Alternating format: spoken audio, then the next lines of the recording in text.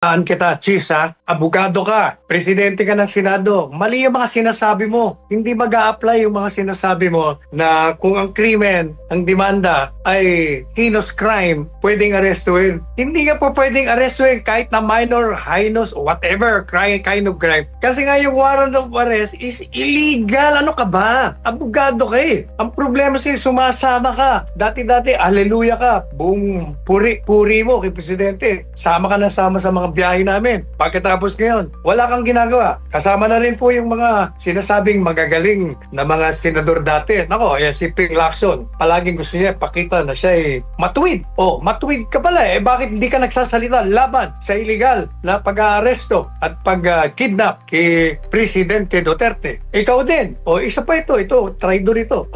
Si Tutol ang Pilipino, ginagabi niya Tutol. Yan ang bagay, Tutol ang Pilipino. Wala niya na kung sino yun. Hindi sila nagsasalita. Alam na nga nila na illegal, mali. Jesus Maria Joseph naman. Ang sarap pugin ng mga ulo niya.